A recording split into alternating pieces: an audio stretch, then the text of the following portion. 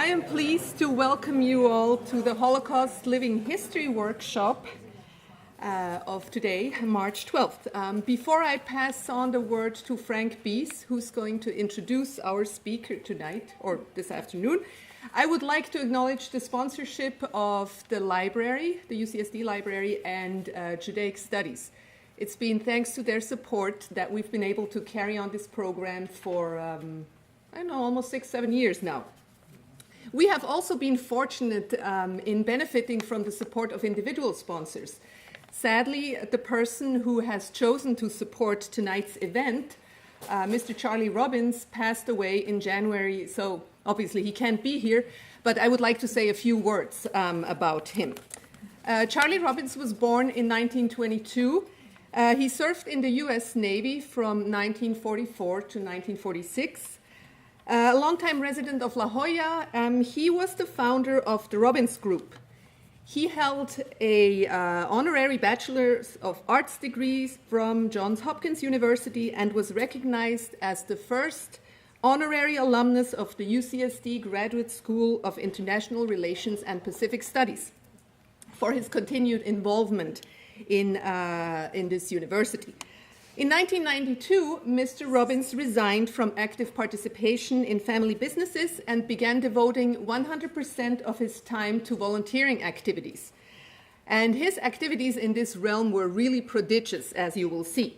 He served on the executive committee of St. Vincent de Paul Village. He was a director of the San Diego Opera, a trustee of the University of California San Diego Foundation, the co-chair of the Scripps Memorial Hospital Advisory Board, and an executive director of the World Trade Center of San Diego. As this little overview shows, Charlie Robbins was particularly dedicated to this university.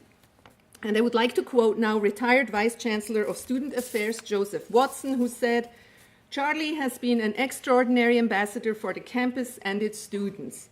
His tireless dedication and enthusiasm for the school is of tremendous value to us all, and we truly appreciate the support he has given us over the years."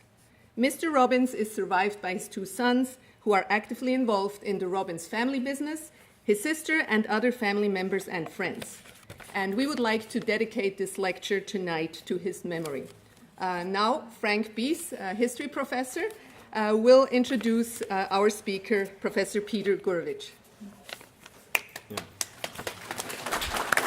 Thank you. Thank you, Susanne, and also thank you for organizing these wonderful events here. I think they've been a real success story, and every time I've been here, the room has been packed, so this is really a great series. It's a real honor and a great pleasure to introduce my colleague this afternoon, Professor Peter Gourevitch. He's a professor emeritus of political science and of the School of International Relations and Pacific Studies.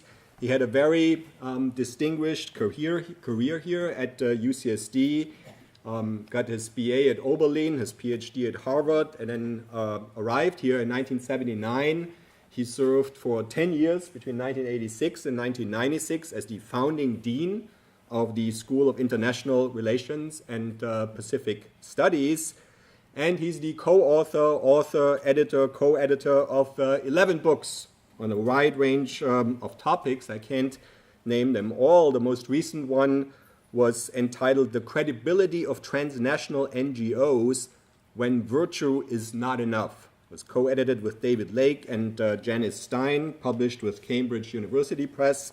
Another very important book came out 2005 with Princeton University Press, Political Power and Corporate Control in the New Global Politics of Corporate Governance. And then my own personal favorite as a historian, and by now a real classic in the field, is a book that he published in 1986, which has been translated into Italian, Spanish, Chinese, probably some other languages by now, was entitled "Politics in Hard Times: Comparative Responses to International Economic Crisis." And I think when Peter retired, his colleagues put together what in German is called a Festschrift, like an honorary book, which was entitled "Politics in the New Hard Times: The Great Recession in Comparative Perspective," of course referring to the recession which we're just coming out of, or not quite, I'm not entirely sure. Now, when I asked Peter to send me his CV so I could introduce him, he told me that introductions are really odd to me in the modern world, since people can look up things so easily. And everything I've told you so far, you can look up on his website and is readily available. So I thought I wanted to tell you one thing about Peter that you cannot look up, or that you cannot at least easily see on his published CV. And that one thing is that I think Peter is a real intellectual. And this is actually something that, those of you who are not in academia, it's not self-evident that every academic is also an intellectual. You can be a very distinguished and very brilliant expert in your own field, but you may not know much else. Peter is a very different kind of academic and intellectual. I've seen him in many contexts, talks, seminar, and he's one of the few people, I think, who can ask intelligent questions, make intelligent comments about virtually every subject. And I always find it very interesting to talk to him for purely selfish reasons, because he usually tells me about new books, not in his field, but in my field, and alerts me to what's going on in the field that I should know. So I'm therefore not surprised that Peter has taken on this new challenge, a very different kind of intellectual task than the ones that he's been engaged in the past, and that is to write the fascinating history of his family. Oh, I'm sorry. No, yeah. They're getting the plot. Yeah, okay. So so the talk today is taken from this larger project, and it's framed by this obviously very existential question: survival and death. What made you know the Nazis would kill you? I'm very curious to hear Peter's answer, so please join me in welcoming him. Thank you very much. Whoopsie, I have to turn this on, right? Mm-hmm. Okay, I think it's now on. Thank you very much, Frank. And I'm glad you think that about me, because that's a result of that. You invite me to all the meetings that you organize, and I enjoy that a great deal. It's my honor to go to those meetings. This is a very kind of emotional moment for me to do this. It's poignant about Charlie Robbins.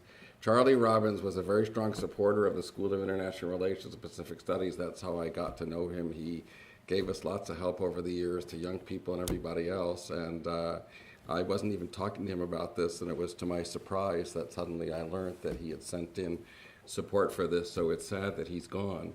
And I do think a lot about this. Is emotional because it's my grandparents and my family, and so it's about these people. So I kind of want to dedicate this to them. This is on the left. There's my grandmother.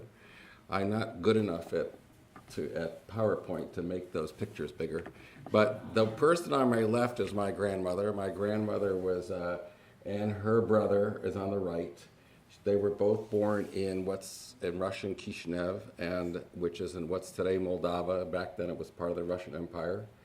And my grandmother survived, left France, left Europe in 1940, a day before the Nazis got to where she was living in Paris. And they came to America in 1940. And her brother, Boris Wichmann, didn't leave France. He went to the south. He went to Nice. He was caught by the Nazis there. He was shipped to Auschwitz, and he died.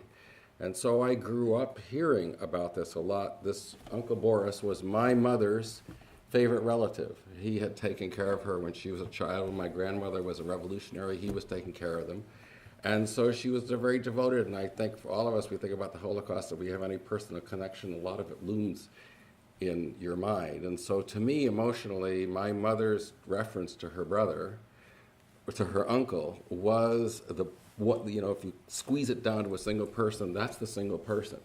So understanding this, I heard these stories as a child about how they escaped France, and I'm going to tell some of that to you.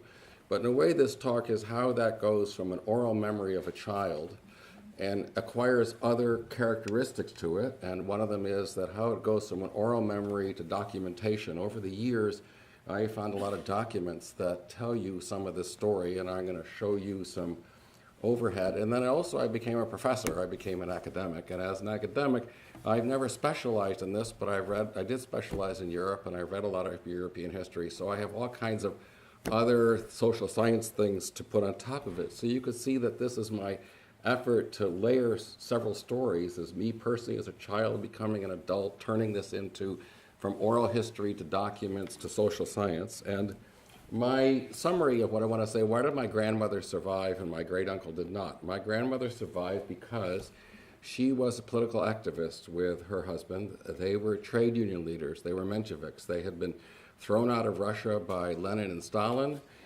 They went to Berlin, and in Berlin they were active in the Social Democratic Party, and the day the Nazis came to power, they knew immediately they were in trouble because the Nazis went after the political opposition first, anybody who opposed them in any way.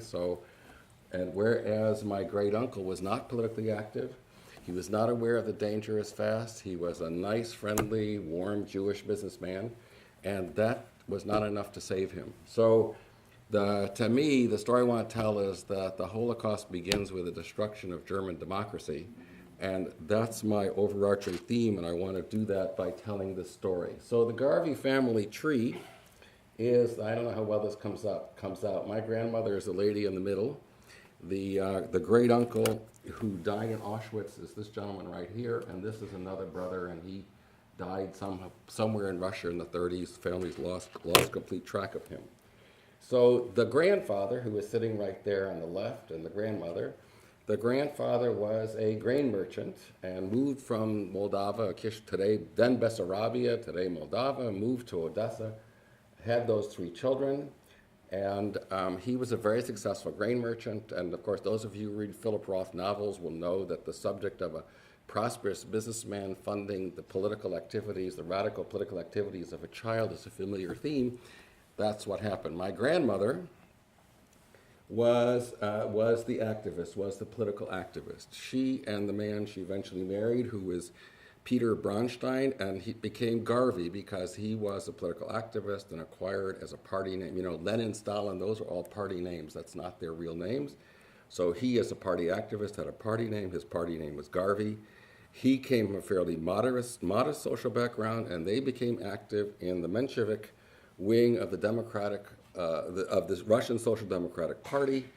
Quick history for those: that party broke in 1903 in a famous meeting. One branch became the Bolsheviks, which means Russian bigger, like Bolshoi theater, and the other branch became the Mensheviks. And of course, we Mensheviks see that they stole the name because the Menshevik Party means smaller, was the bigger faction, but the Russians took that over. So who were they? Who were these Mensheviks? This is an important part of the story to know. Mensheviks were social democrats. They were trade union types, democratic trade union types. They disagreed with the Bolsheviks, and they believed in democracy, not immediate revolution. They didn't believe in the dictatorship of the proletariat. They would be familiar to you today if you looked at a social democratic party and how it's different from a communist party. That was the difference. So they were active in political things in Russia when my uncle, who we all talk about later, my personal uncle, not the great uncle who died, was born in Riga in 1913. My mother was born in Odessa in 1915. So when so they were active in Russia. When my grandfather came to New York, he actually wrote his memoirs. Here's his memoirs published in New York City when they were in their 3rd exile. It means Memoirs of a Social Democrat. It's in thick Russian, so if you guys can get your way through that, there it is. I have many copies. And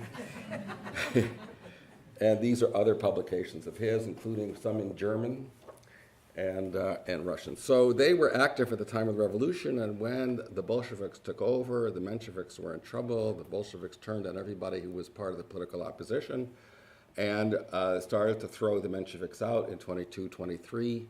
And so they went to Berlin. And in Berlin, Berlin at the time had the largest social democratic party in Europe, and this mattered a lot because there was a political home for these people.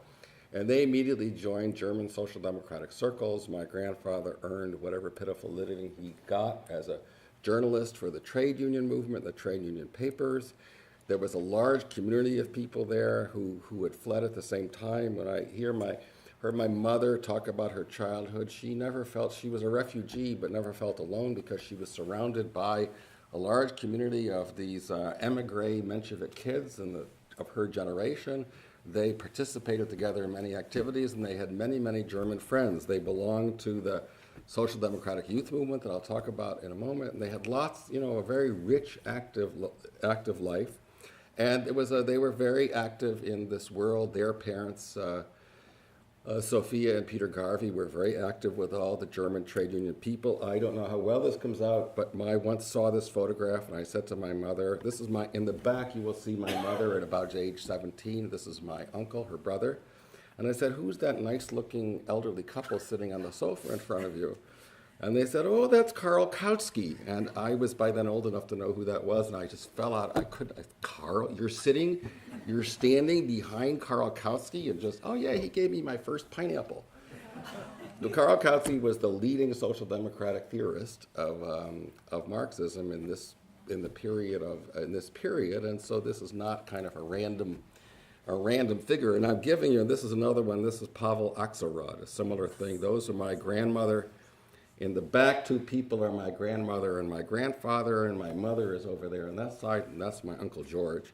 And again, Pavel Axelrod is another one of these characters from Russia, fairly well-known figures. I'm giving you these photographs only to show you the circles they were moving in because it matters to my story, okay? They were quickly involved, though Russian social democratic emigres, they were quickly involved in the social democratic circles of Germany. They were very active in it. They went to school there in Germany. They belonged to the SIJ, and Willy Brandt was one of the people who was, young social democratic leaders of the future. They traveled to summer camps and socialist meetings of young socialists all over Europe and all that. And they did a lot of fighting with the fascists. The SA had gangs and the opposition had gangs, and they would meet and fight in the streets. And you look at your parents, you have trouble in imagining this, but they were involved in all that. So my mother spoke a lot about friends, solidarity, her German friendships, and it was political that they were aware of. So what happened? So when the Nazis took over, when Hitler took office on January 30th, 1933, these people knew instantly that they were in danger. It took hours for them. I'm not trying to make a point just about political analysis, right? They were hyper-politically aware. My friends say to me, you talk politics all the time. It's in my blood. I'm sorry. It's 3 or 4 generations worth. I can't not do it. They were hyper-politically aware, so they were very aware of who these people are and what they were doing. But there was immediate information within a day of the Nazis taking power. They began grabbing people out, beating them up, opening prison camps, opening concentration camps, sending people. They would beat people up and let them out so that they would tell all their friends what was going to happen to them. So these people immediately, my grandfather, the entire Menshevik community was well networked. It was through the social democratic and trade union connections, and that's exactly who the Nazis were after. They wanted to go after the entire political opposition and drive them out and get rid of them. So they knew they were in danger. And then there's a story. Now again, this is now back to oral history. There is a story that I've been told, I learned my whole life, which is that one day, within a month of the Nazis taking power, the phone rings, my grandmother picks it up, it's Dr. Garvey there. No, he's not. This is the Gestapo calling. We wish to talk to him. Let him know that we want him to come talk to us. A few hours later, my grandfather and my Uncle George were on a train headed for Paris. My mother was sick and my grandmother couldn't take him. Did this phone call really take place? I have no idea. I have no document, but this is a story that I heard, and I've always wondered, could it have really been the Gestapo? When exactly did it get called the Gestapo? I don't know. But it doesn't matter. The point of the story is because of their political network, they had immediately information that they were in danger as social democrats, not as Jews. They were Jewish, but that was not what caused them to leave. They were on the train, they went to Paris. And so what happens, some of you may know what happens in Germany within a year, or very quickly, as democracy is being destroyed left and right. Every opposition group is being locked up, pounded. imprisoned, intimidated, even before formal laws take place, and there are enabling statutes. So there's a whole bunch of them, and I've listed some of them that we can actually document the moment at which democracy is being destroyed. The rule of law is destroyed. Nobody bothers to ask a judge, can I beat this guy up? They just beat them up, but they then started doing things like throwing people out of the Reichstag, and finally the Enabling Act, which repressed all political parties, made Hitler a dictator, control of different organizations. Every independent organization was taken over. And all that's happening in 33, 34. The actual formal Nuremberg laws that stripped Jews of citizenship is 35. So again, this is a key part of the story to me, is that it's that destruction of all opposition that happens first, and the social scientist is always, why did Germany remains a spectacular case of why did German democracy collapse? And so I've listed a few of the reasons on the board, but that's a very big part of it. And I think a big part of it is that it was not simply an election, because the Germans never won an absolute majority of the popular vote, nor of the seats in the Reichstag. They needed allies. They could not have done this if there weren't other people willing to cooperate with them and let them happen. And so I've listed some of the reasons why there were people who were only too willing to collaborate with them. The army wanted control of the SA, the military wing of the Nazi party. Many businesses were only too happy to get rid of unions and acquire control of the workplace. There was lots of nationalist resentment from World War I and Weimar, the fact that they actually signed the Treaty of Versailles. There were many right-wing judges in the bureaucracy and all over the place who would let the fascist people off and not the other ones. So there was little organized resistance to all of this, and it's a famous moment is the Night of the Long Knives in 34, when the head of the army, the head of the SA, a whole bunch of people are killed just by a raid at night, and nobody says a word because all these people above are only too happy with the result and do not complain about the process. So by 35, the Nazis are in power. Forgive me for this typo of an extra zero in 1933. But the key part of the story is that they left right away because everybody in their network was being arrested, attacked, beaten up. It was clear to them that they could not live there, so they went to Paris, where they lived from 33 to 1940. Great Uncle Boris went with them. He had left Russia with them. He had gone to Berlin. He helped take care of my mother and my uncle while my grandparents were running around being politically active. And so they went to France, and there was a French Socialist Party. They became politically active. They were by then 18 years old and going to university. And my parents had known each other already in Berlin. My father, it's a whole other story. I'm sorry, I don't have time to tell that whole story, but my father arrived in Berlin in 1931 from Russia. His father was a Menshevik, sent into exile internally and finally killed by Stalin in the purges. And my father was fortunate enough to be allowed to leave in 1931, where he joined the very large Menshevik community that was there. He says the day he arrived, he couldn't get any sleep or drink because everybody was asking him, what happened to so-and-so? What happened to so-and-so? He was the most recent person to arrive from Russia, and they all had information. So he also told me an incredible story, which is that, so he stayed behind. They all left. And it's 33. They were gone by March. My father wanted to finish his Abitur, so he stuck around for a bunch of months longer. And he says that one day, in Berlin, there are these round posts that they put affiche on, notices of this or that concert event. And there was one that had Hitler on it, and my father says he went up and he started to draw a beard. And suddenly he feels an arm on his shoulder, and he turns around, there's a policeman. And the policeman says, young man, this is not a smart thing for you to be doing here in Germany right now. I suggest you do not do this. Well, I assume the German police were social democrats, and they were not yet taken over and controlled by Hitler. So my fantasy of what happened, the story is that my father was fortunate enough that the guy who saw him and put his arm on his shoulder was a social democratic policeman who told him not to do this. I find this another incredible thing to mention. nice, quiet, wonderful dad actually was standing there drawing a beard. But he left as well. They went off to France. They got married in Paris in 1938. They went to school. They were both studying chemistry at the Curie Institute. And then comes 1940. And in 1940, there's, as you know, the front collapsed in the spring of 1940. They knew that they were in danger, so if the Nazis actually were going to head there, they were going to be in big trouble.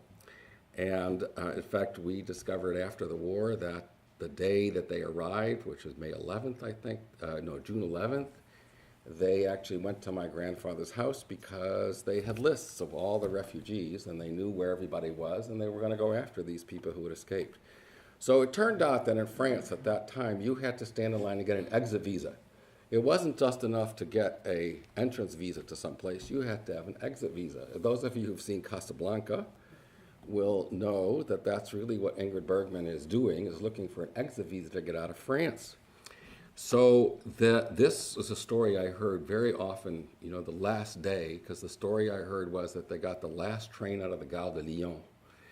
And again, if you think of Casablanca, what's Humphrey Bogart doing? He's waiting to get the last train out. So they were standing in line at the French offices to get an exit visa when the woman that my uncle eventually married was working for a press guy.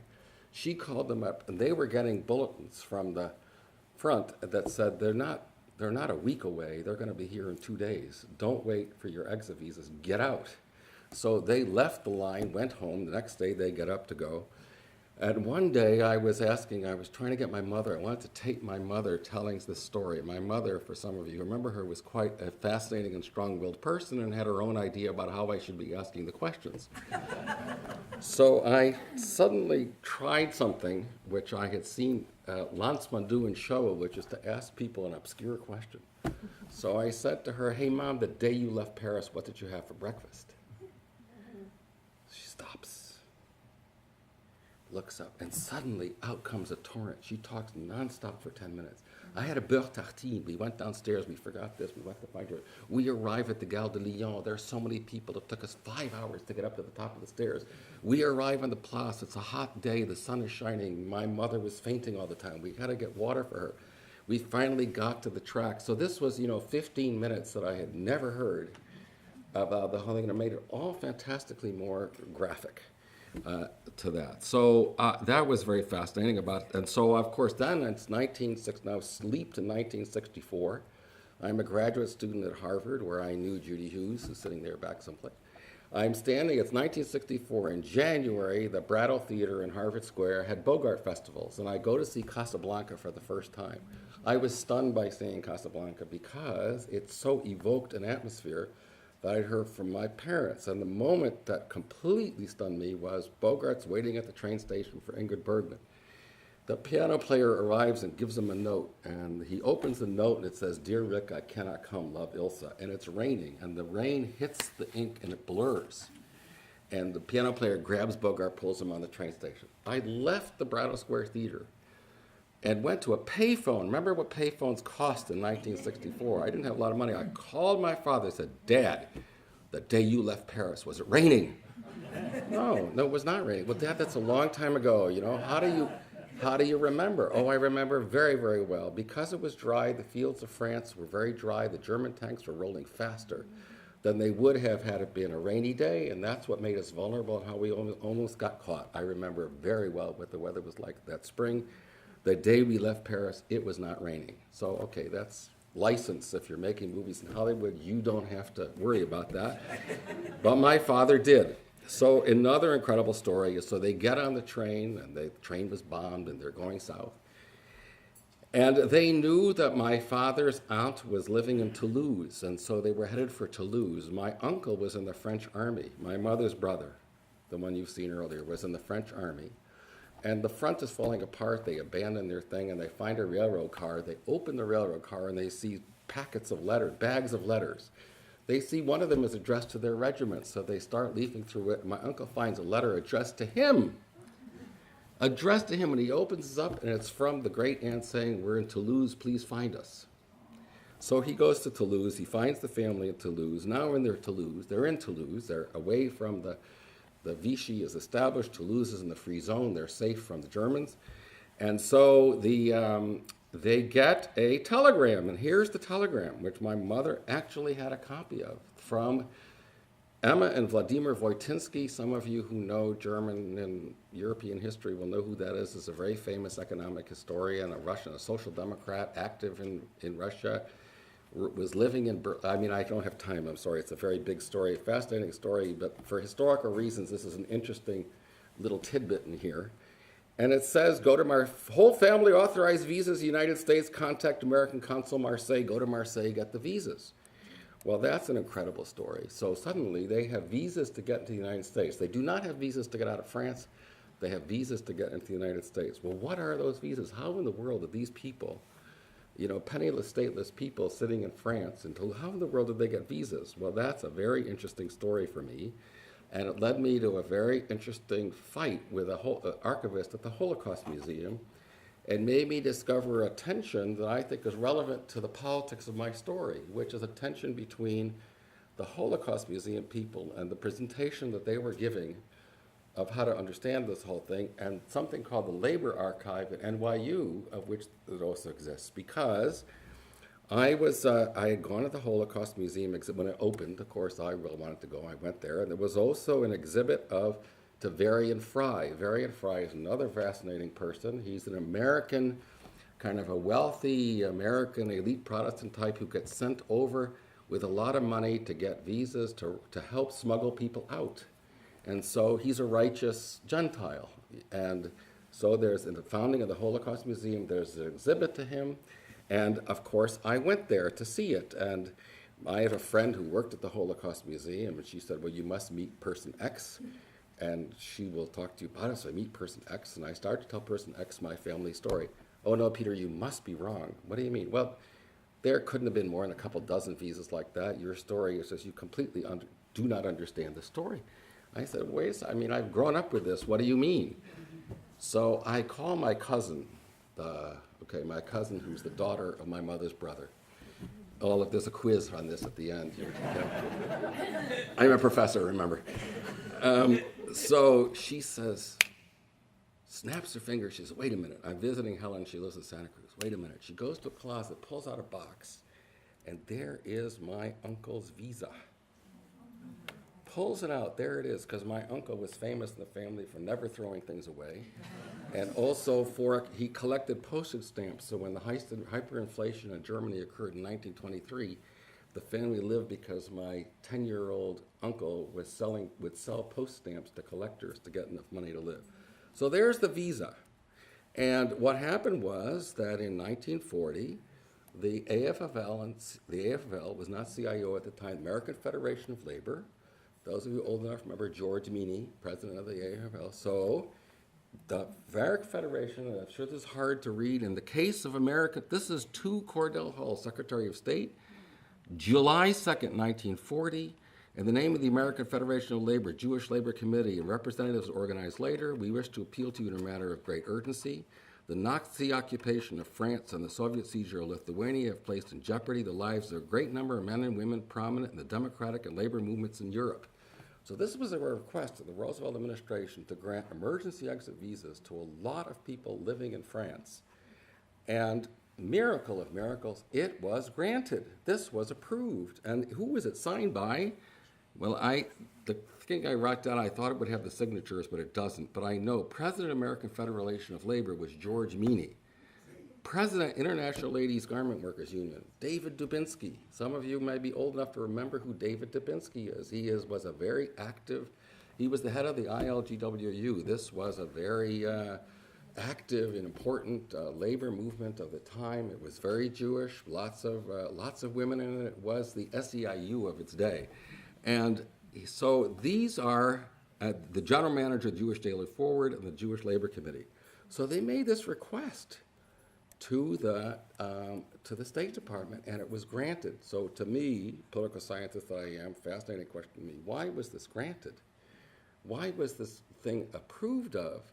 And what made the Holocaust Museum people unhappy about my story was that they have a frame of what they were presenting, which was the Breckinridge Long at the State Department of the Roosevelt administration were so hopelessly anti-Semitic that they did nothing to help anybody, and this story can't have taken place because it doesn't fit that script. Well, now, my view is that, well, they're completely right in saying that Breckinridge Long was a flaming anti-Semite, made it very difficult, and the Roosevelt administration didn't do it. But this is a different story of what's happening. Remember, these people are being asked for visas because they're labor leaders, not because they're Jews. Breckinridge Long didn't have to think about them as Jewish. I don't know whether Breckinridge Long, what he thought about them, because I don't have any archival material on what Breckinridge Long did about all this, but it was granted.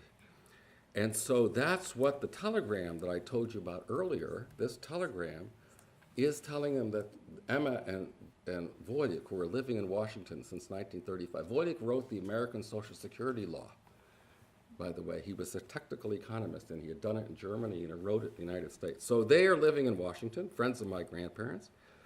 And so it was granted, and the labor archive, the NYU labor people wanted to tell this story because they wanted to make something out of the role of the labor movement and playing all these things. The Holocaust people didn't want to hear it. The other thing that really fascinates me historically, for which I have no, again, I don't know. So, okay, so you make a request to the State Department, and it's granted, surprises everybody. The instructions are sent to France. How come the instructions were followed, right? I mean, the consul could have been given the instructions, issue these visas, and that could have said, I'm not going to do it.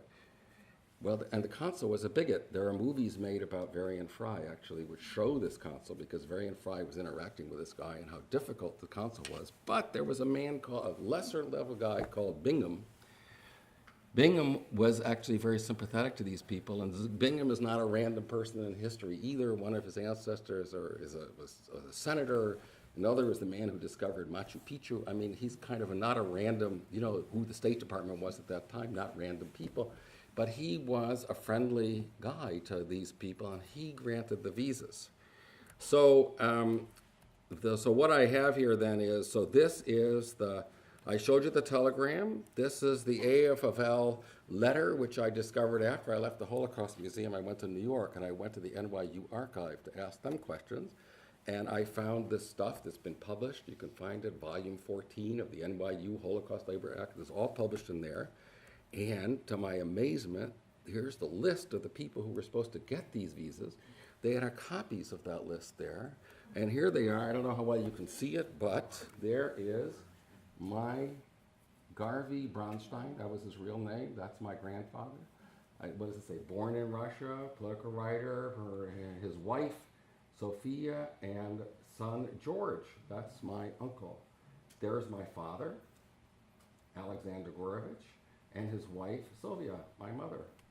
This, by the way, some of you may have, if you read the small print, that's Tsereteli. Tsereteli was the socialist, the Menshevik president of the Georgian Republic for a few years before the Bolsheviks destroyed it. And there's also, this guy is Boris Nikolaevsky, which if you do Russian history, he's the guy who saved tons of material and got it. Anyway, so that's the list marked up by hand.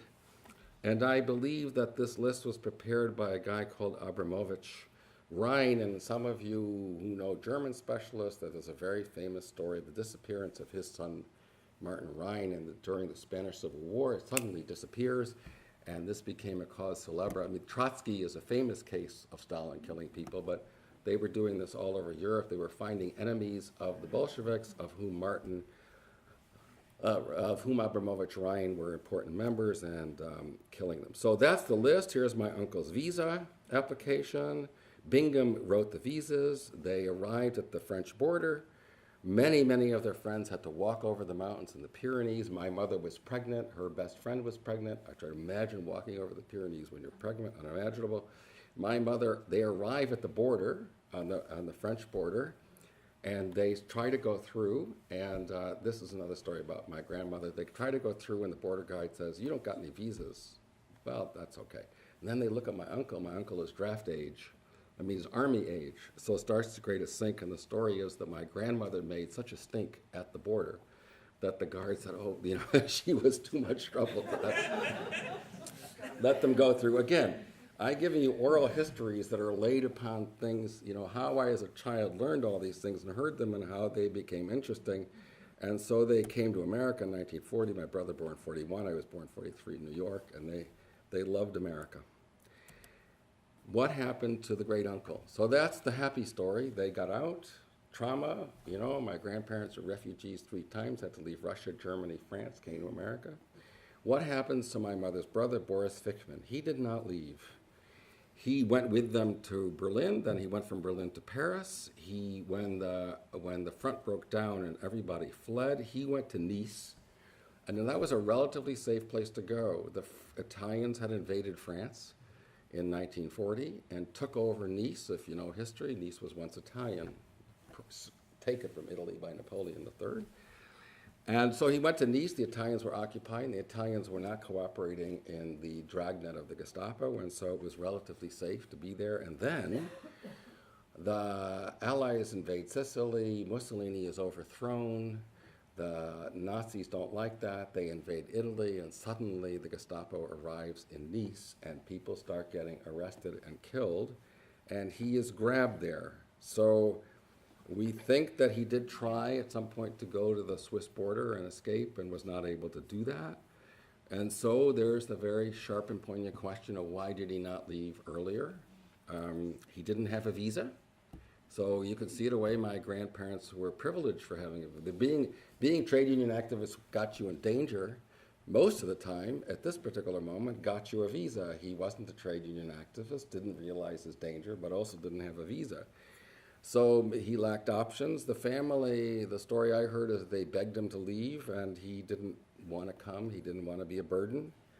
And so he stayed. And so it's a hard thing. We can't judge it. I got a lot of documentation. So I'd heard about this my whole life from my mother. As I said earlier, this was her favorite relative. And so I started to do research and to see what other documents could I find. And some of it was by accident.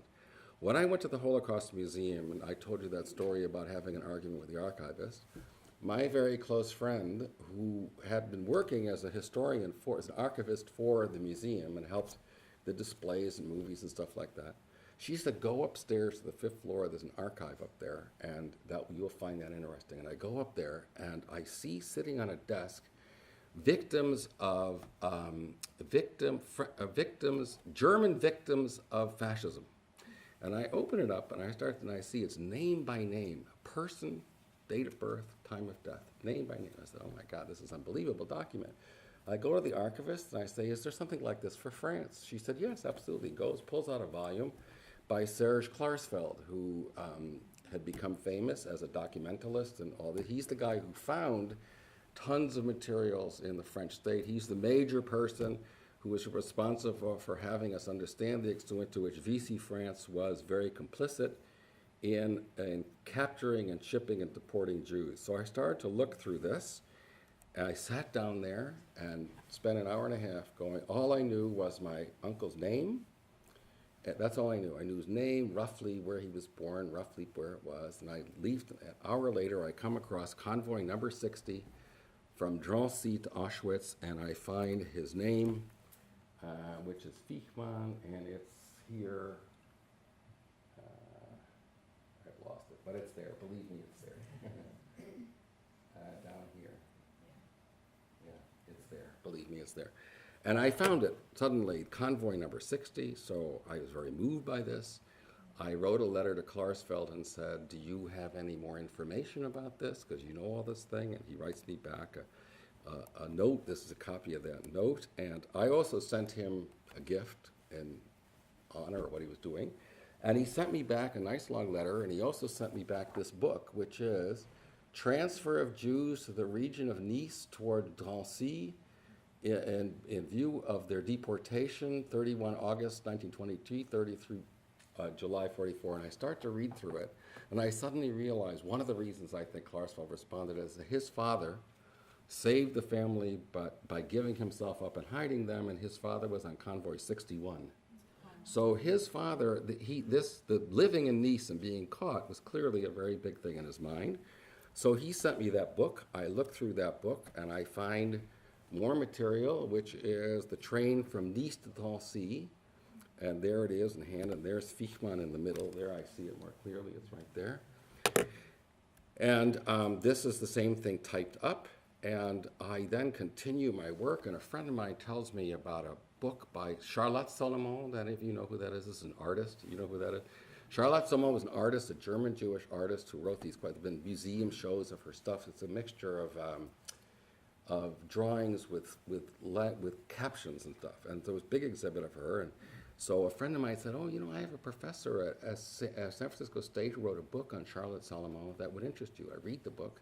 My eyes pop out of my head because Charlotte Salomon is on Convoy 60, caught in Nice on Convoy 60. Oh my God, this is incredible. And I also learned from reading this book that there was money when you were taken. So they go from Nice to Drancy, and you get to Drancy, and they asked you if you had any money. If you did, they took it and they wrote you a receipt.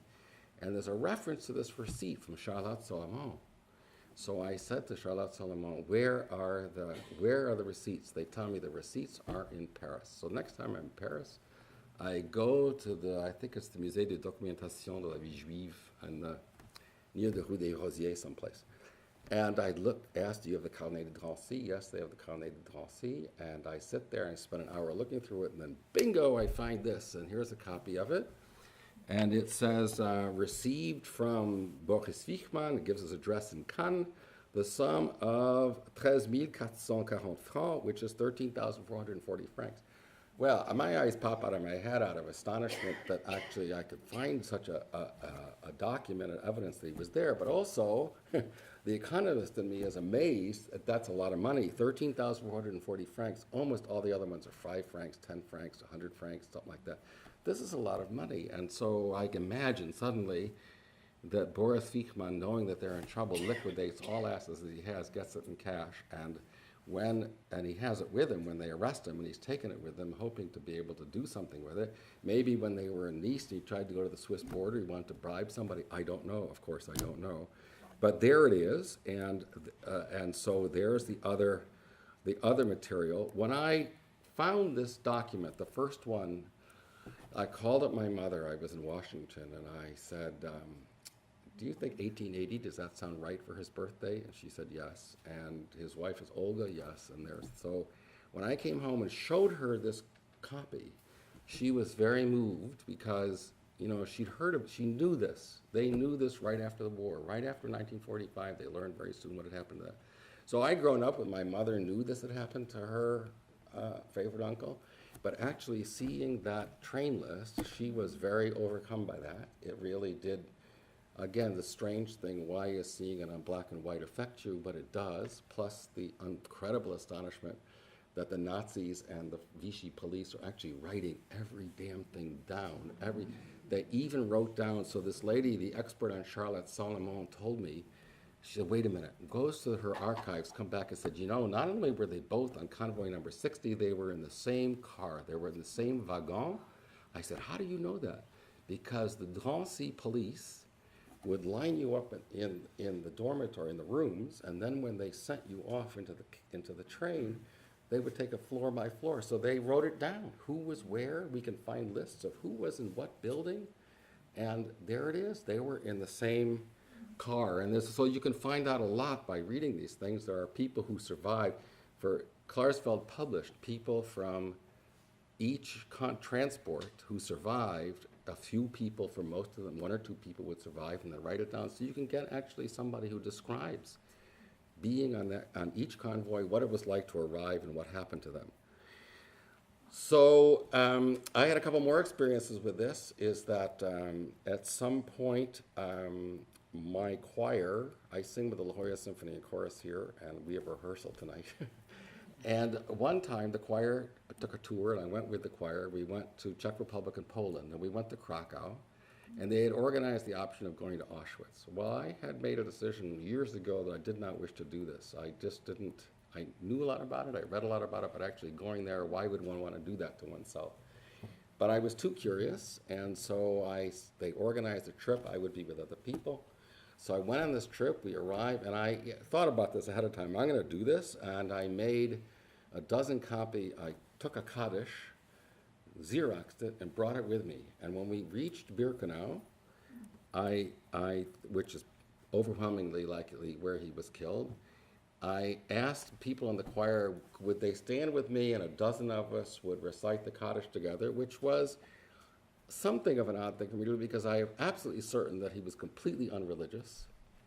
This did not have any personal meaning to him. I was raised in a pretty secular, unreligious thing. I needed the help from a guy who I knew was a cantor to actually lead us in saying it because I was not capable of doing it. But I thought this man was killed as a Jew, and I'm here because of him, and so let's complete the cycle. And so the dozen of us stood and did this together, and several people in the choir said, what are we doing? What's he asking us? What are we doing? Which I thought was very touching. That was very nice. So we did that together. And then I discovered a few years after that the French announced a reparations plan for people who had lost assets. And now there are many people who lost huge assets, art collections, houses, estates, factories, all this kind of thing. So my uncle's 13,000 francs is not very much, even though 13,000 francs back then was a lot of money. I mean, I went through exchange rate things and figured out that was in the neighborhood of, that could have been, you could see that as $20,000 or $30,000, which is a lot of money to be walking around with. And so so I said, I'm pretty angry at the French state. I grew up as a French expert. I speak fluent French. I love going to France. I still do. But the more I learned about this, the angrier I felt. And I said, I'm going to actually demand a reparation. And so I went through the whole process just to figure out how would one do this? What would one do? And I did. And that takes a long time to tell that story. But in the end, they granted it. And so I and my brothers, relatives, and my cousin all got the small sum of money back from the French state. And it's not the money that means anything to me. It's having a piece of paper which says where the French state admits that it did something bad. So so let me bring this to a close. So what's the lesson, aside from the personal story I'm telling you about how I discovered facts that I sort of knew before I looked for them, but the documents that fit with them, is to get us back to this point. My grandma was deeply involved with politics, and her involvement with politics meant that she was part of the labor opposition that knew that it was in trouble immediately. And so they got out right away, and we were fortunate enough to get entrance visas coming to America. My great-uncle Boris was not political, not aware of his vulnerability from that point of view, and I don't think in the early 30s really thought that the Nazis were going to set off the Holocaust and come kill him, so he did not leave, or he took a smaller option, which was to go to Nice and stay there. And as I say, I heard the stories. I asked my mother, did they try to get him out? We tried, but he wouldn't come. Was he unwilling to be a dependent, right? He was afraid to come and be a dependent. Certainly lots of people do that, but he stayed. So to me, the canary in my grandmother's coal mine, the canary in the coal mine, what gives you the canary in her coal mine was that she was politically active and knew immediately that she would be killed as a socialist. My great-uncle Boris was the victim of the Holocaust. He was killed as a Jew in 1943. He was not aware of the danger until it was too late, like many other people, and did not have, by the time he realized it, did not have access to a visa. How else he could have gotten out, we've heard lots of stories of people who've gotten out in other ways. So that to me, the story goes back to the destruction of democracy. That it's the destruction of democracy that then makes the rest of the thing possible. The destruction of democracy was happening within days and accentuated and rolled ahead.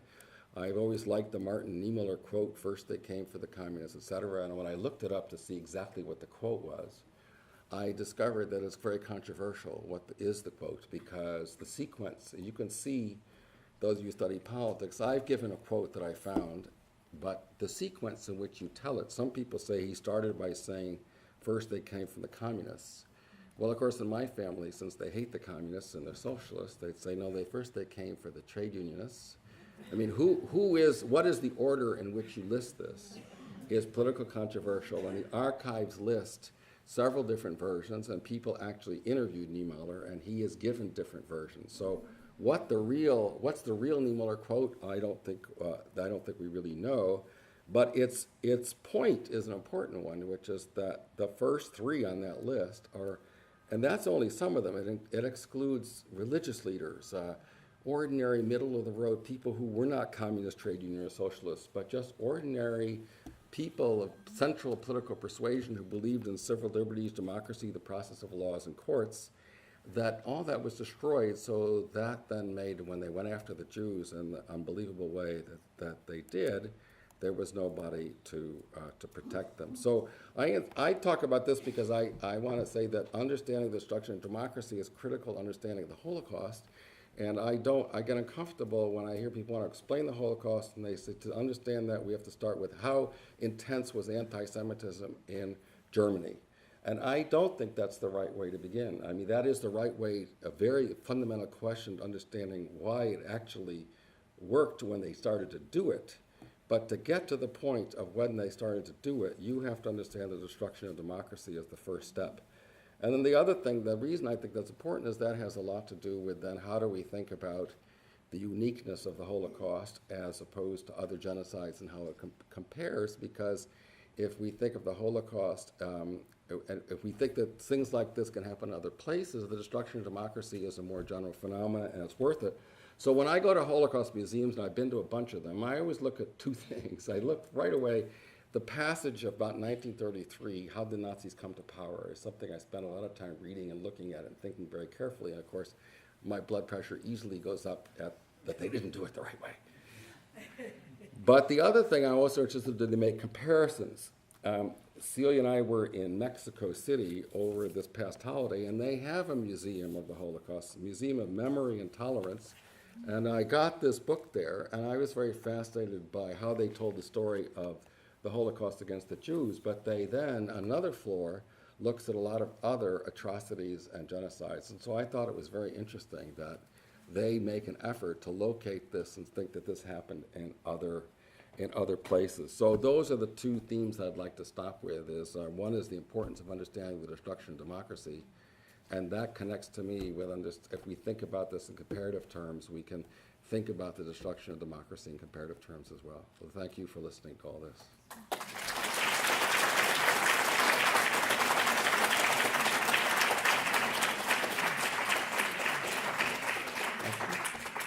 So we have time for questions or comments or observations. Yes? Well, thank you Deborah. very much. That was really, had all the layers that you promised, family, and history, and social science. I wanted to ask you about two different things. The first one has to do with escaping from the Gurs and the Drancy camps in the years before the deportation started. Escaping from Drancy From Drancy and Gurs. and Gurs, yeah. Because if I'm not mistaken, Hannah Arendt and also Leon Feuchtwanger managed to escape. Right. And I wondered if you could talk about that a little bit, not necessarily in relationship to your family. I don't know much about that. I think that they were somewhat different. My understanding of Drancy was that it was a transit camp and that escaping from that was a different, I don't know that people did escape from it, but I am not expert on that, and I do not know. The other thing is I wondered if you could comment on the suicide of Walter Benjamin, because he's also leaving Paris, and then he's on his way to Portugal and commits suicide. Right. And I wondered if your parents would ever talk about something. No, I mean, it's an interesting group, okay? The Varian Fry group, this is a kind of, as history becomes more complicated, the Varian Fry group, and Walter Benjamin was one of those, is saving a very large group of prominent intellectual and cultured figures, of which you've mentioned two, Hannah Arendt, Walter Benjamin, but there's a lot of others. And it's a difference to my family, is it wasn't actually part of the Varian Fry operation because it was a labor leader story, which isn't part of that one. And so I just wanted to make that point. But I think that, I just can't imagine what it's like to feel trapped. And in that situation, I spent a lot of time preparing this, thinking about how should I talk about my great uncle, because I felt very worried about appearing judgmental. Is he, my grandma's the success, he's the failure? I mean, did he make a mistake? Isn't that a judgment? What do we mean by making a mistake in a situation like that? So I started to think more of it. In a way, I think it's not so much that he lacked information because of his network. I mean, he had the misfortune of being apolitical, which means he didn't have a network that would tell him. And it also meant that when the time came, he had no visa because he wasn't part of this other group. So I feel, of course, I don't know him, and I did not know him. He seems like from the way my mother talks, I have some image of his personality as a kind of a sweet, gentle man. But I could imagine anybody in circumstances like that. We all know about denial and hostile circumstances, terrible things. So that somebody commits suicide doesn't seem so bizarre. But do we know? I don't know that. We'd have to know a lot more about suicide and why people do it and all that. But that would not seem such a strange response. There are some famous stories of one guy, a very famous German socialist finance minister, Rudolf Hilferding, who was known to sit in a cafe in Marseille and shout loudly, I'm not going to keep my mouth shut. They're never going to get me. I'm Rudolf Hilferding. Well, they got him. They killed him. So, I mean, people do strange things. You had your hand up over there. My question goes a little bit differently. It takes it back to today. Mm-hmm. And when you see someone like Putin going into the Crimea, and you see the destruction of democracy in that country, and not giving them a right to say yes or no on a vote and stuff like that, what are you thinking about where that is going? And do you see would you see atrocities happening there in the future? Well, I mean, you can't predict that, but where do you see it going? I don't know. I mean, I have to say, I read stuff a lot. I follow this, and I find the situation in Ukraine more confusing than many I've read in a long time because I get so many different interpretations and so many different things. We're having a panel on the Ukraine next Tuesday afternoon, and one of the panelists is Amelia Glazer, who is in our literature department, and she had an op-ed piece in yesterday's New York Times. Isn't that what it was yesterday, right? Yeah.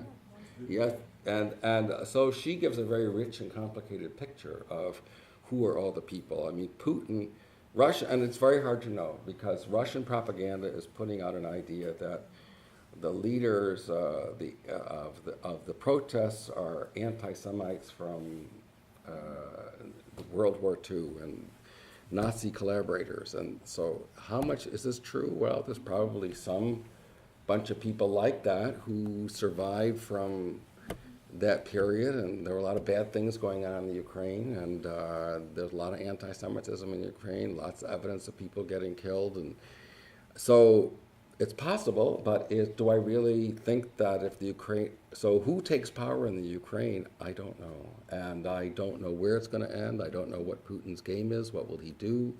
What will the Ukrainians do, or what happened? I think it would be, I mean, as democracy falls apart and nobody's in control, people are in danger. And I would say everybody's in danger. That's not, to leap from that to another Holocaust, I wouldn't do that. So I wouldn't do that, but is that a dangerous situation for people? Yes. So there were other questions. Yes, sir. Thank you for your talk. This is a very interesting thesis you present, a subplot, if you wish, of the Holocaust. And obviously a small group who were staunch, politically active leftists or socialists or whatever they were, and were smuggled out or visas, etc. I have a very different story, and maybe in a year or two, when I'm ready, I'll talk here if I'm asked, which I already was. Anyway, I survived from the Netherlands. My entire family was killed.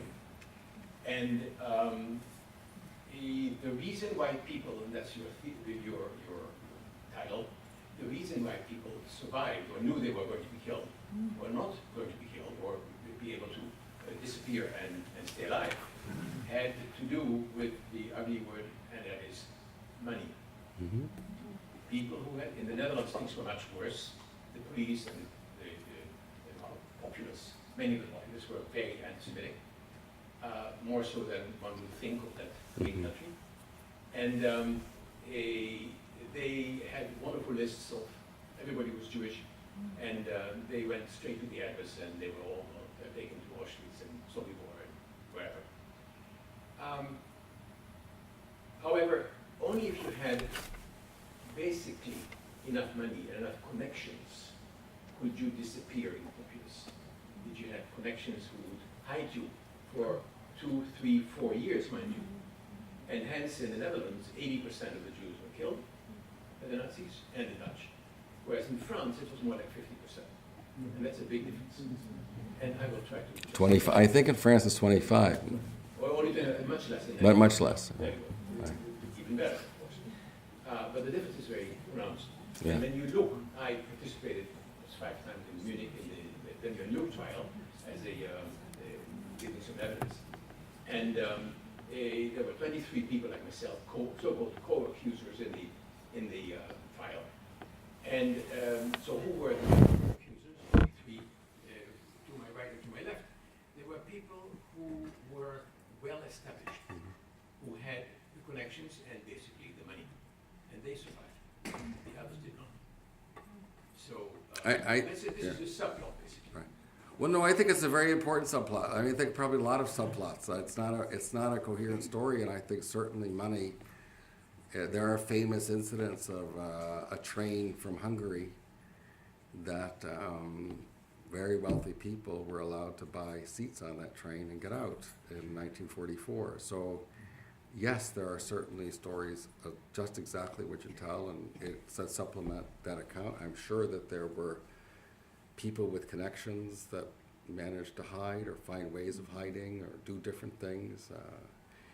My thesis advisor in graduate school was Stanley Hoffman, and he was living in Nice at the same time, and his mother, who was an American, and his father was an Austrian Jew, she just got on the train with him, and they went west. They left Nice before, when it was still possible. They went to live in a small town in rural France, and Stanley talks about how the locals knew who they were and took care of them. Would not, he said he had an anti-Semitic school teacher who said he'd be damned if he's going to let the Germans take him. So there are so many stories like that, and there are many stories, I think, where money makes a difference, connections makes a difference, some individual choice makes a difference. So I'm not trying to tell a coherent story. I'm not trying to say there is a single coherent story. I don't believe that. That was my fight with the Holocaust Museum people in Washington, but that there are different kinds of things give people information, and that certainly a thing I strongly believe is that without the destruction of democracy, the rest would not have been possible.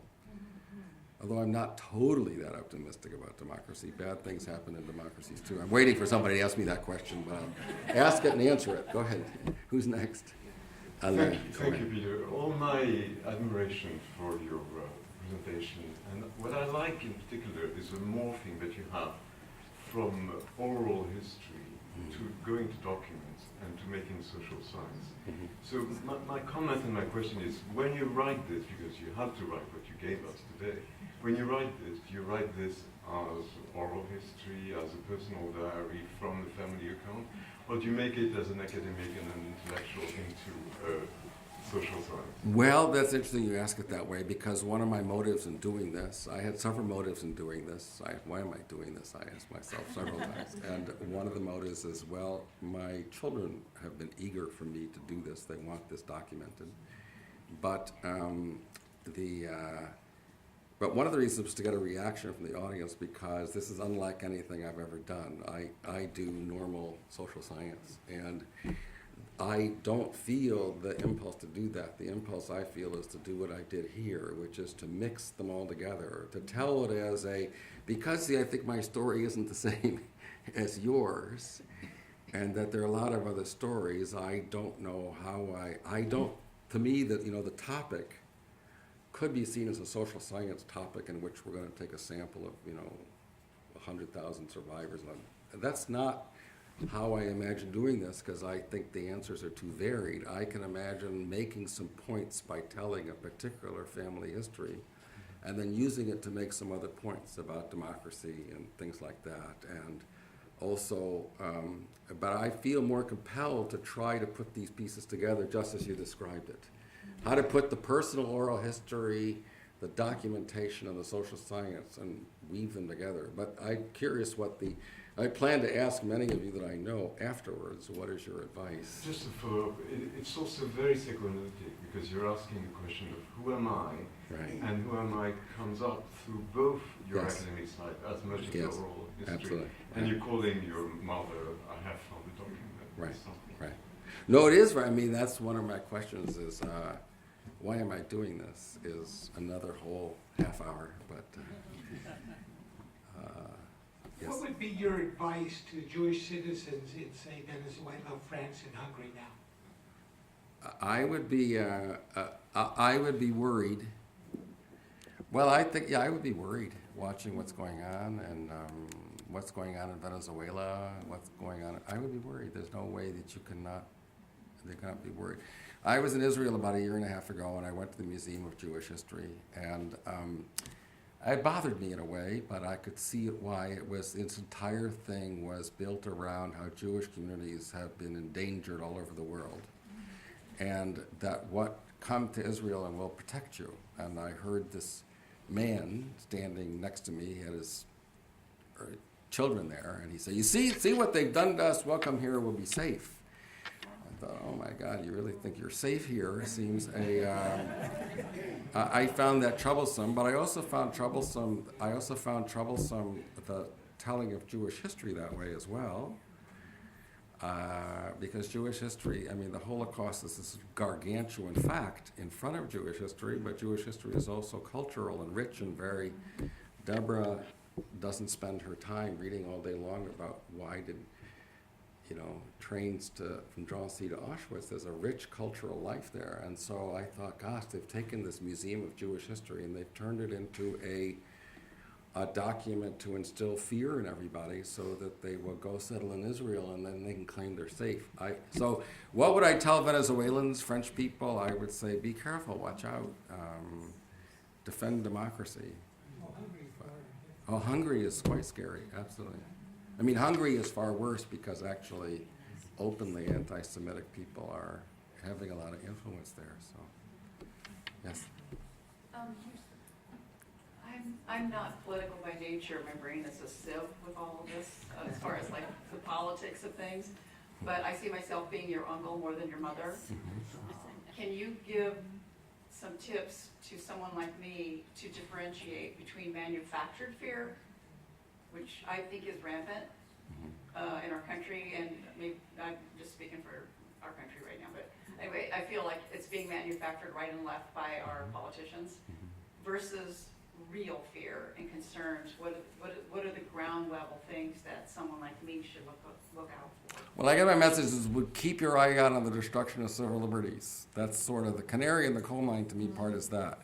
I get my, I'm sorry, I don't want to accuse anybody in the Midwest Republican Party of being a fascist. I wouldn't go that far. But when I read that the governor of Wisconsin wants to destroy trade unions, my blood pressure rises. I mean, you don't destroy trade unions. Trade unions, that's a canary in the coal mine to me. Trade unions are important. You may not like them, you may vote against them, but going and destroying them, that's not a cool thing to do. So that's, to me, a very unpleasant characteristic of things that are happening. And my advice actually to you would be somewhat different, would be to read many different news sources. Get a variety of opinions. Don't stick to any one, I tend to do that a lot. When Fox News appears on my Google News thing, I don't click on it. And I wonder, it's because I live in San Diego that they've given it so much prominence. If I lived in New York, Fox News wouldn't appear where it does. So let's move to New York so we don't have to deal with that anymore. But the solution is I just don't click on it. I don't click on it, but I would say that. I would say try to get different sources of opinion so that you're not only hearing one point of view, and that increases possibly the chances. But I don't know what to say to you because you don't like reading about the news, and I don't mean that judgmental to you, but... No, I've always not absorbed a lot of Yeah. it, so it's just something that my brain goes to the mathematics and different things, but not... Yeah, no, that's a problem. Yeah. Try to... I have no advice to give you. No, but really, at least open Google News and look at a lot of the different headlines and try to look at different ones and see what they say. Quick comment about the convoys.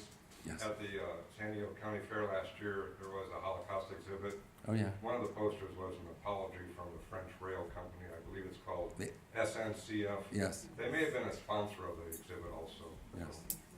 I noticed that last year. That's very interesting. There's a lot of news about them because somebody is suing them for reparations. And I think that's really quite fascinating. I thought one of the, and I don't know if any of you saw Shoah, the Lanzmann movie, but there were a lot of fascinating things about it and how he made it. But one of the ones that fascinated, this idea of asking people trivial questions because they reveal themselves. One of the ones that I remember vividly was he's talking to this very nice elderly German fellow who worked for the German train system. And the guy was explaining how just what the SNCF did in France, they demanded payment per passenger being transported. And so Lanzmann keeps asking, well, did you think about that? Well, not too, we needed to get our payment. Did you think about it? Not very much. Well, so where were they going? They were going to Auschwitz. Well, so what happened to the trains when they came back?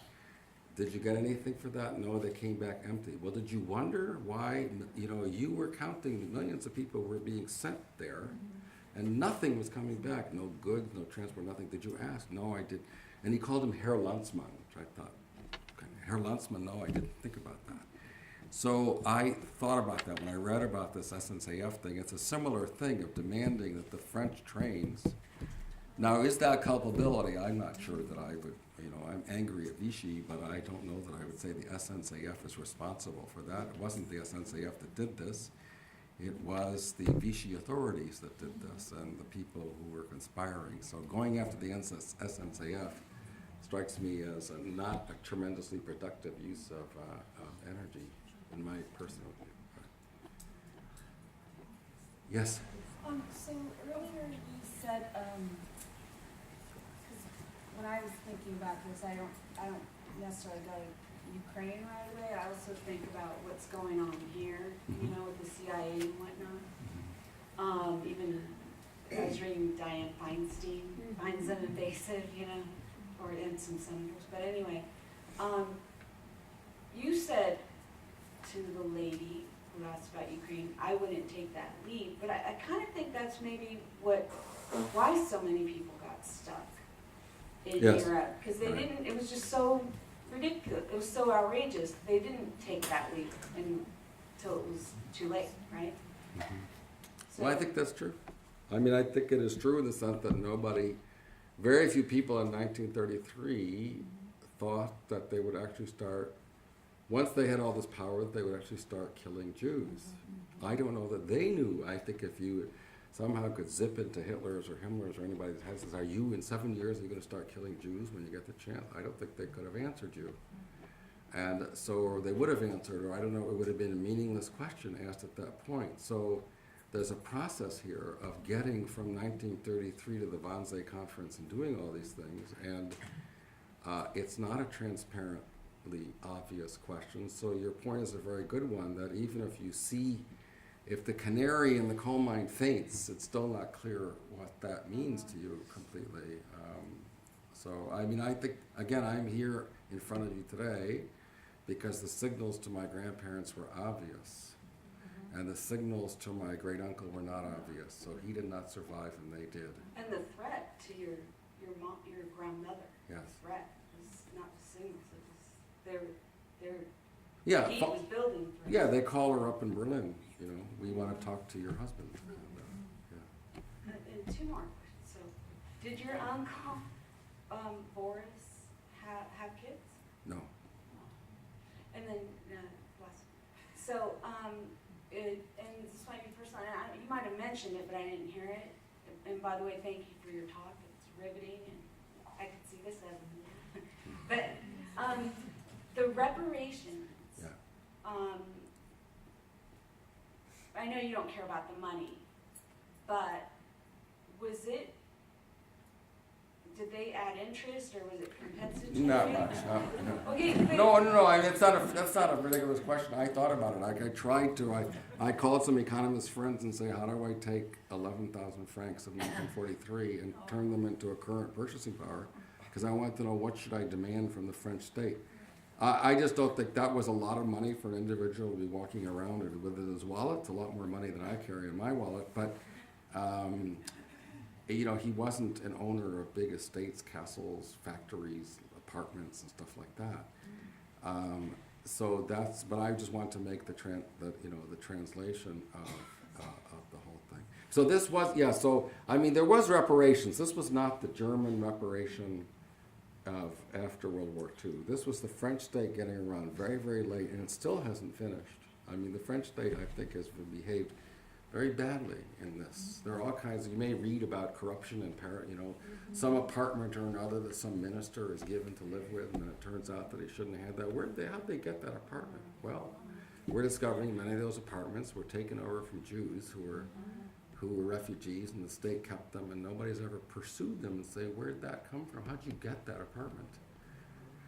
So I think France has been slow, and I have relatives who live there, and they feel anxious about the answer to your question. The anti-Semitism there is palpable, and they feel it. Yes, Ellie. Yeah, so Peter, first of all, I'm in awe of your ability to intersperse the personal and the social science here. But let me try a personal question. You can tell me to shut up. If I'm out of line. I never tell you to shut up. Yeah, but I know you can. But if I think of Peter as a colleague, if I think of your intellectual trajectory, your interest in European politics and history, institutions, democracy, can I understand you without understanding this story? How much of your intellectual motivation comes from this? I think a lot of it, when I go back and, Celia and I have talked a lot about it, why am I doing this, and I go back and I think a lot of it, I think my interest in European politics and history, all these things, is very deeply affected by my family's experience. The difference is I've never actually tried to study that, right? My parents are refugees from the breakup of Russia and all that. I did not become a Russian expert. I didn't want to become a Russian expert. I did not want to have to sit there and think about were my grandparents making the right decision about who they backed.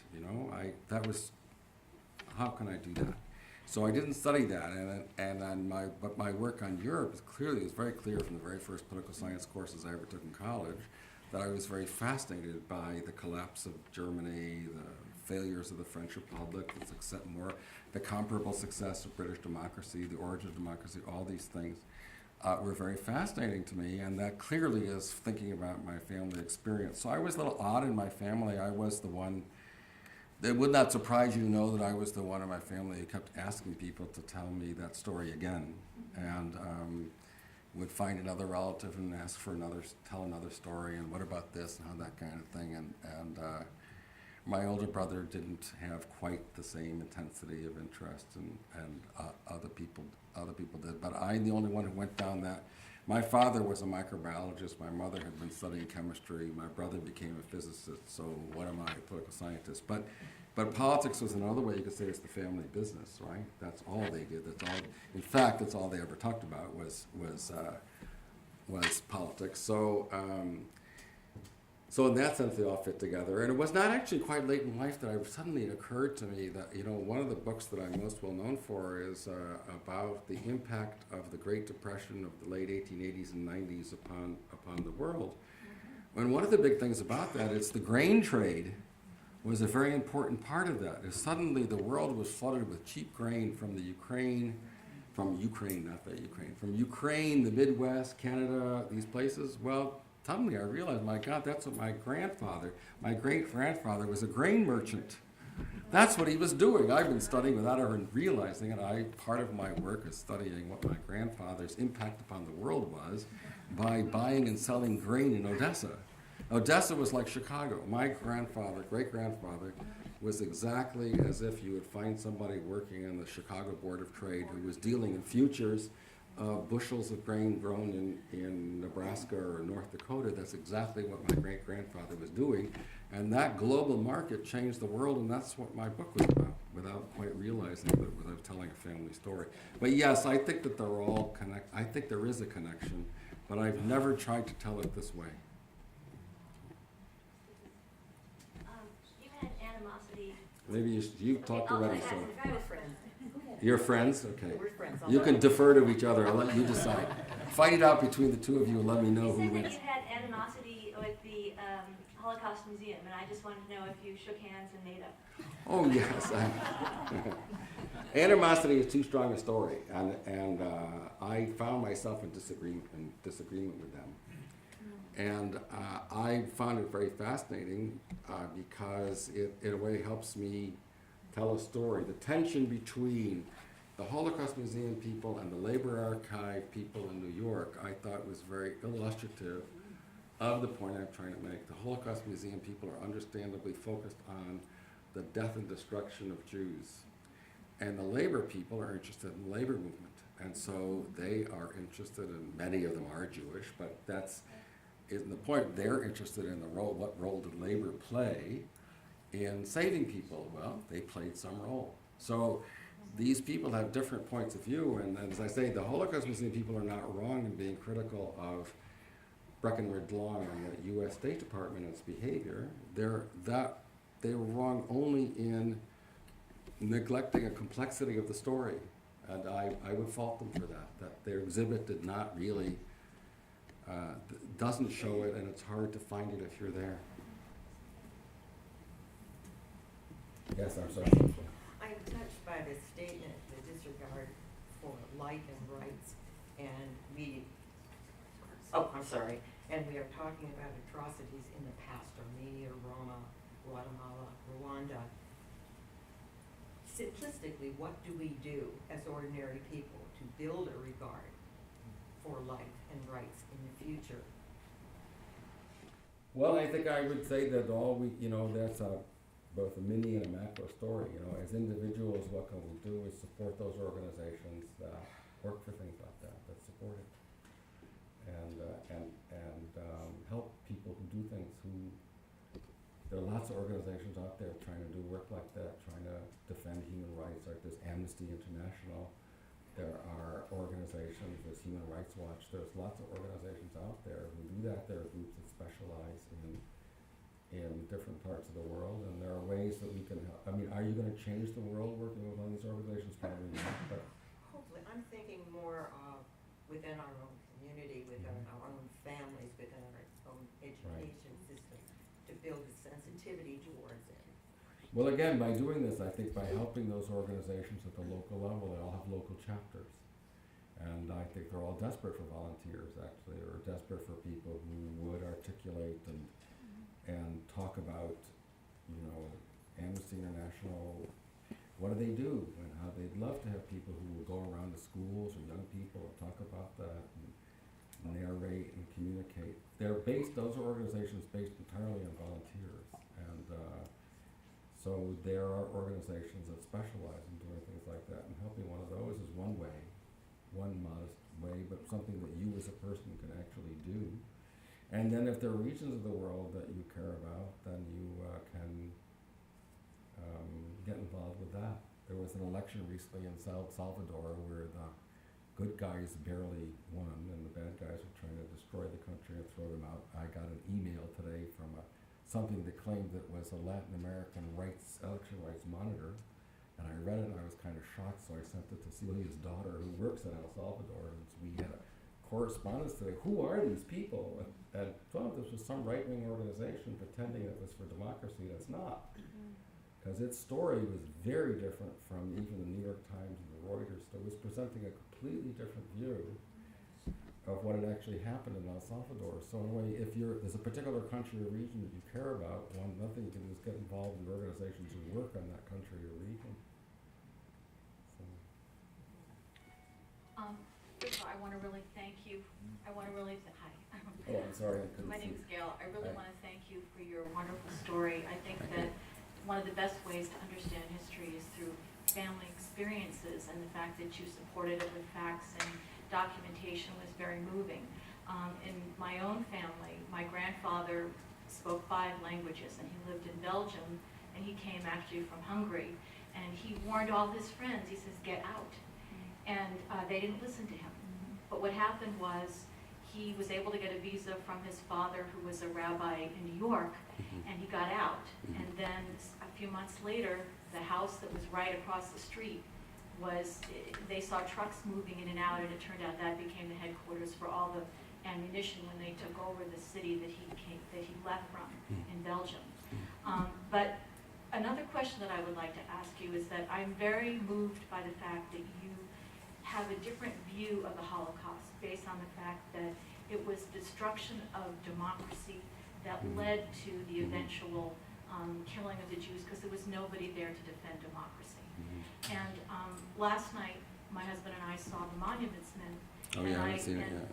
And you know, I really started learning much more over the last few months about the Monuments Men. And people don't know there were 350 people in 13 countries that vowed to save the cultural, tremendous artwork and culture and books that was stolen from Jews and other people.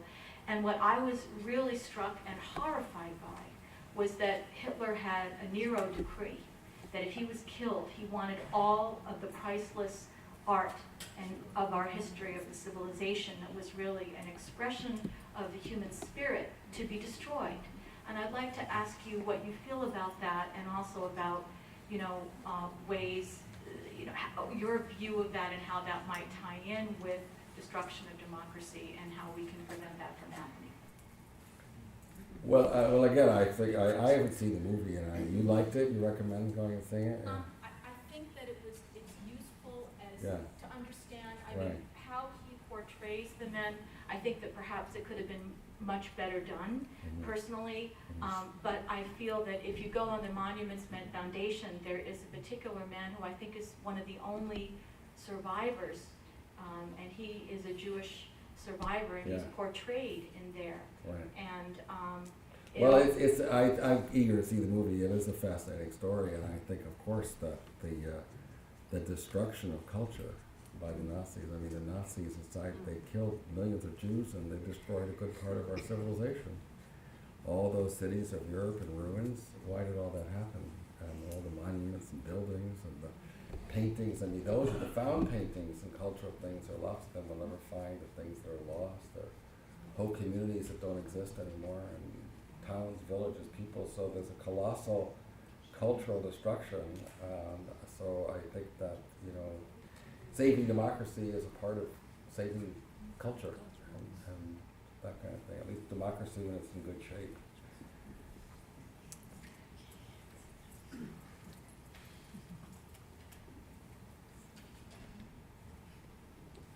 Hello, I'm Helen Weiss.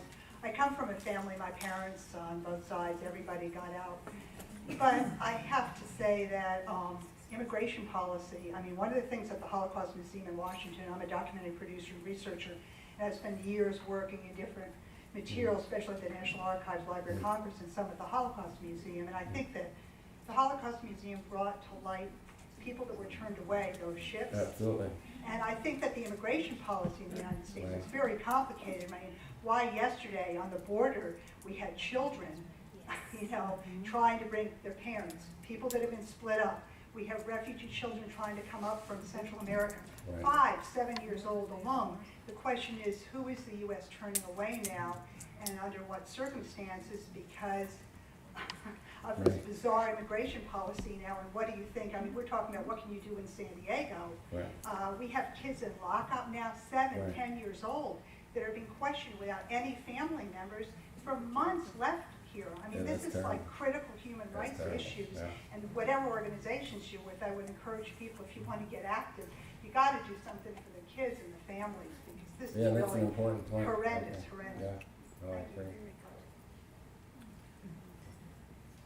Also, thank you very much for your speech, and I like your comment about doing something, like helping. Maybe you can't personally do something, but you can help get involved with an organization like Amnesty International. I think it's just finding what motivates you. So you could work with an orphanage in Mexico. It's right across the border. If that's your passion, go, you know, help. My students, I'm a teacher, all my students are English language learners. And we raised $1,500 to send to Afghanistan when we saw the women there being acid thrown in their face and, you know, the honor killings. So it's whatever moves you. No, I think that's true. You can do something, you know, I also go to USD, and they have a Peace and Justice. It's Joan Kroc Peace and Justice, and there's many panel speakers that, you know, they're from Africa trying to stop the cutting of the clitoris. And whatever motivates you, get involved and help out whatever way you can. Yes, I think those last 2 points are kind of important points. And so, okay, I think we're. Thank you very much, everyone. Thank you very much for coming. It's been wonderful to see such a big and varied audience. Please take a flyer for our next event, which will be on a Tuesday. That's not a typo. It's going to be on Tuesday, April 8th. Thank you and have a good night.